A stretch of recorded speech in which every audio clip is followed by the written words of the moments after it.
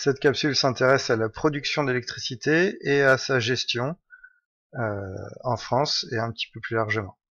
Alors on va commencer par s'intéresser à la production de l'électricité en France sur une période de 24 heures en prenant l'exemple du mardi 10 novembre 2015, c'est une journée qui nous permet de voir plusieurs choses. Et sur le site de Réseau et Transport d'électricité de France, eh bien, on a accès à de nombreuses informations intéressantes. Les différentes filières de production d'électricité sont représentées dans des différentes couleurs. On voit que le nucléaire occupe la principale partie et que la production d'électricité d'origine nucléaire est quasiment constante au cours du temps. Une autre filière importante, c'est l'hydraulique, et on peut s'apercevoir qu'il y a beaucoup de variations dans la filière hydraulique, notamment, pour faire simple, parce que pour produire de l'électricité hydraulique, il suffit d'ouvrir ou de fermer un robinet.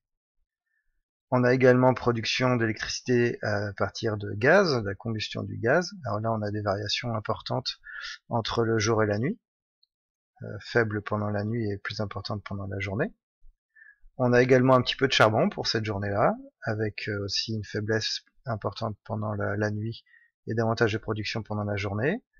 On a également un petit peu de fuel. Ce qui est intéressant ici, c'est qu'on a un gros pic des centrales à fuel au moment du dîner. On utilise également des ressources énergétiques renouvelables, le solaire, l'éolien et les bioénergies. Et là, on va s'apercevoir que finalement, c'est pas grand-chose. Alors, le solaire est ici et on s'aperçoit en zoomant que c'est uniquement pendant la journée, avec un pic vers 13 heures, c'est-à-dire en hiver quand le soleil est au plus haut. Pour l'éolien, eh bien, on a une décroissance au cours de la journée, c'est-à-dire qu'il a fait de moins en moins de vent sur la France pendant cette journée-là. Les bioénergies, qui sont les combustions de bois ou de déchets, eh bien, on s'aperçoit que c'est une ressource qui fournit de l'électricité de manière presque constante. On a également une chose importante qui est située sous la courbe, dans la partie négative, parce que c'est l'électricité qui est exportée vers nos voisins en Europe. Et il y a une petite partie dont on parlera plus, qu'on développera tout à l'heure, qui est le pompage. Et on s'aperçoit qu'il y a beaucoup de pompage pendant la nuit et quasiment pas pendant la journée. Alors, de cette première observation, on peut constater que le nucléaire, c'est la principale filière de production d'électricité, et puis que les ressources renouvelables, que sont l'hydraulique, les bioénergies, l'éolien, le solaire, finalement représentent peu de choses. Et on va développer tout de suite ces 4 ressources en regardant leurs évolutions au cours des dernières années.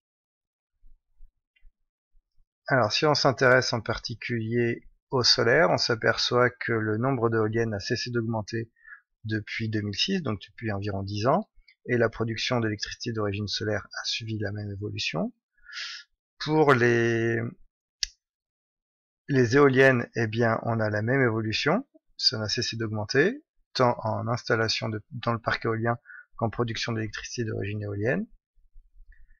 Pour la bioénergie, on est également en croissance, mais dans une moindre mesure que pour les deux cas précédents. Et pour aller un petit peu plus dans les détails, donc en bioénergie, on va brûler du biogaz, du bois, des déchets ménagers et des déchets de la papeterie.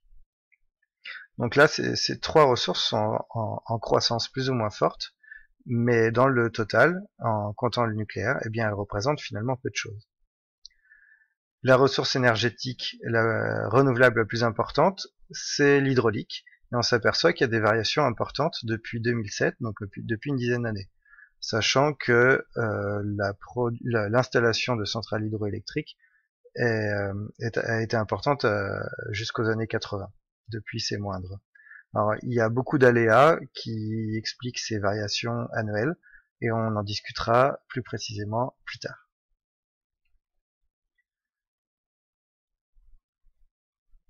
Alors, la production d'électricité est liée à des contraintes. Par exemple, les centrales nucléaires ne peuvent être installées que là où il y a de l'eau pour les refroidir, c'est-à-dire au bord de la mer, ici, le long de la mer du Nord, ou le long des fleuves, alors le long de la Meuse, de la Moselle, du Rhin, du Rhône, de la Loire, de la Seine et de la Garonne, ici. Les centrales solaires et éoliennes, les panneaux solaires et les éoliennes, sont également liés à des contraintes géographiques. Pour le soleil, eh bien, on va trouver davantage de panneaux solaires dans le sud de la France, puisque c'est là où l'ensoleillement est le plus élevé par rapport au nord. Pour les éoliennes, eh bien, il faut installer les éoliennes dans des endroits où le vent souffle régulièrement et dans des gammes de vitesse qui sont adéquates.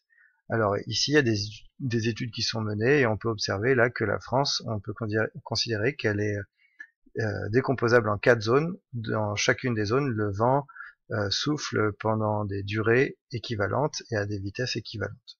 Donc ça va jouer sur l'implantation des éoliennes. Ces deux contraintes font que le rayonnement solaire et les vents sont des ressources énergétiques qu'on dit intermittentes, parce que quand il n'y a pas de soleil, eh bien, on ne peut pas produire d'électricité d'origine solaire, et quand il n'y a pas de vent, on ne peut pas produire d'électricité d'origine éolienne. Si maintenant on s'intéresse à la production d'origine hydroélectrique, eh bien, la contrainte également, c'est qu'il faut de l'eau. Alors, quand on a de l'hydroélectrique de barrage, il faut des montagnes, donc on va se situer dans les Pyrénées, dans le Massif central, dans les Alpes. Et quand on a des centrales hydroélectriques au fil de l'eau, eh bien, il faut avoir des fleuves ou des rivières qui ont un débit adéquat. C'est par exemple le cas du Rhin ici.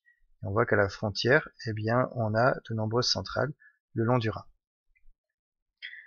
Et quand on parle d'eau, eh bien, il faut tenir compte des précipitations, de la saisonnalité. Par exemple, en hiver, eh bien, il y a moins d'eau qui s'écoule, et au printemps, quand les neiges fondent, eh bien, on a plus d'eau dans les fleuves et dans les rivières. Donc, le stock d'eau, le stock d'énergie hydroélectrique, eh bien, varie. Ici, en 2015, on voit qu'on n'a pas atteint le maximum parce que c'était une année relativement sèche.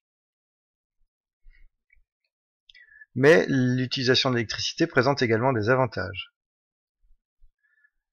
Alors, l'avantage des installations hydroélectriques, c'est que ça utilise de l'eau, soit dans des barrages, soit au fil de l'eau, toujours sur le même principe.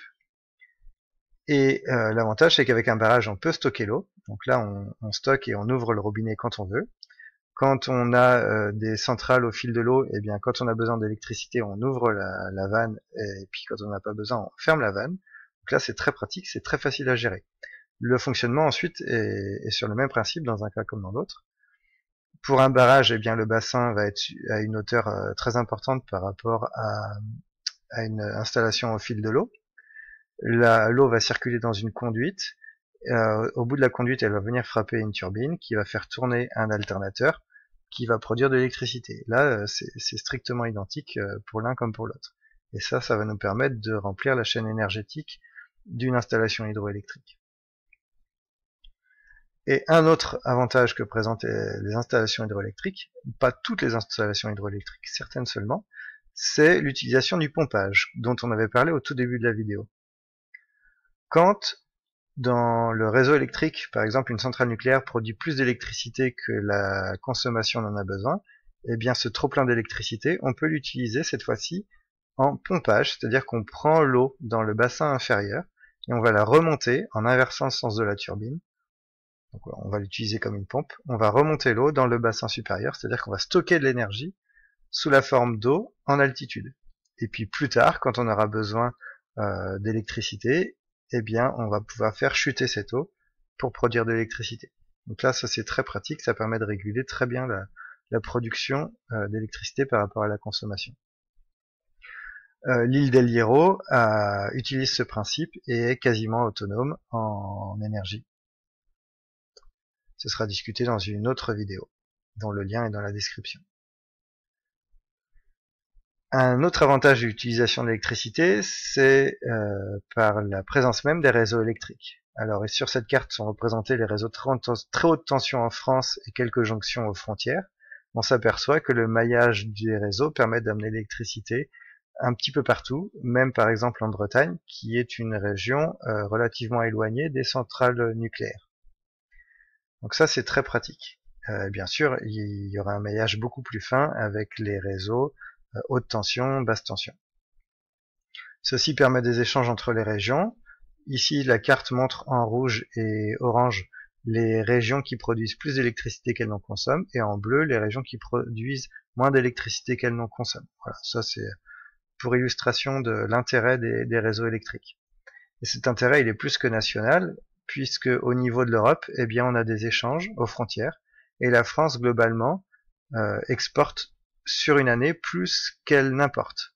Ce qui ne veut pas dire que à certains instants, elle n'importe pas plus que ce qu'elle exporte.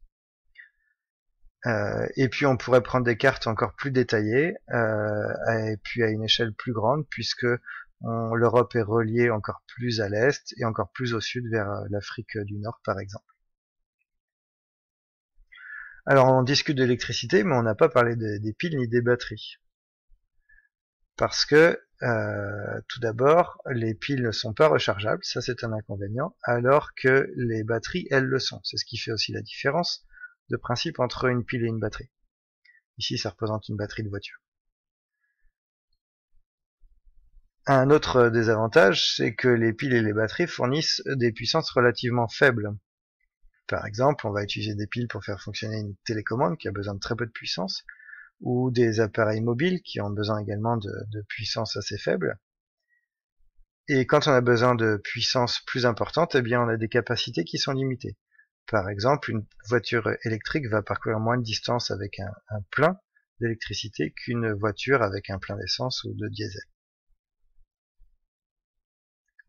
Mais, dans certains cas, les batteries sont utiles, par exemple dans des lieux isolés.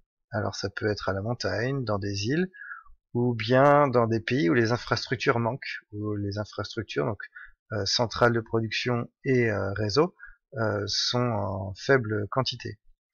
Alors c'est par exemple le cas de l'Afrique. Sur cette carte qui montre la Terre de nuit, eh bien on voit clairement que l'Afrique est un continent qui est beaucoup moins électrifié. Eh bien, par exemple, une société française, une association française, a créé Boîte à Watts.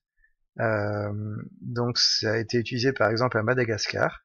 Il y a une éolienne et des panneaux solaires qui permettent de charger des batteries. Ensuite, grâce à ces batteries, on peut faire fonctionner des appareils. Et dans certains cas, ça a été utilisé pour faire fonctionner un cabinet dentaire. On pouvait soigner les populations. Et puisque le dispositif est mobile, eh bien on peut atteindre des populations différentes, reculées, en déplaçant le matériel. Voilà pour une vision globale de la production d'électricité et de sa gestion. Alors on n'est pas rentré dans des détails trop précis, parce que après ça deviendrait très compliqué. C'est surtout ici informationnel afin d'avoir une vision globale de la production et de la gestion d'électricité.